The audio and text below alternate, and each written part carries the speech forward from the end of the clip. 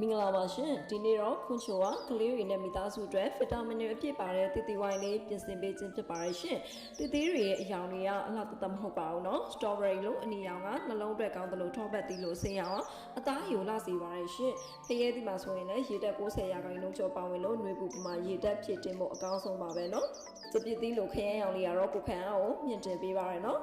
အလဲပန်းသီးလေးတွေကလည်းအစာကြီးစနစ်ကိုကောင်းမွန်စေရုံတင်မှာမကပဲအသားရည်ကိုလည်းကြည်လင်ဝင်ပါစေပါရယ်နော်။တနေ့ကိုပန်းသီးတစ်လုံးစားရင်ဆရာဝန်စီတော့ဆရာမလို့ဆိုတဲ့အတိုင်းမိသားစုအတွက်ကျန်းမာရေးနဲ့အညီညွတ်ဆုံးဖြစ်ပါရယ်နော်။ဒီလိုအရောင်ဆောင်အောင်စားပေးရင်ဆရာဝန်စီတော့ဆရာမလို့ပေါ့နော်။ဘူမှာရေဘက်တောင်းနေရိုးဤနေမှာဆိုလို့ခွန်ချိုကတော့ဒီလိုတီတီဝိုင်းလေးပြင်ဆင်ပေးခြင်းဖြစ်ပါရယ်နော်။မင်္ဂလာရှိသောမနက်ကလေးမှာခန္ဓာကိုယ်အတွက်လိုအပ်တဲ့ဗီတာမင်တွေကိုသဘာဝတိုင်းပဲရယူလိုက်ပါနော်။အချိုလွန်ခဲ့တဲ့မုံတွေထက်ဒီလိုသဘာဝတိုင်းချိုမိန်တဲ့အသီးနှံလေးတွေကကလေးတွေအရွယ်အတွက်ကောလူကြီးတွေအတွက်ပါအသင့်တော်ဆုံးပါပဲเนาะတကယ်ချင်းတို့လည်းအိမ်မှာမိသားစုအတွက်ဒီလိုလေးပြင်ဆင်ပေးကြည့်ကြပါအောင်เนาะကြည့်ရှုပေးတဲ့အတွက်ကျေးဇူးများတင်ပါ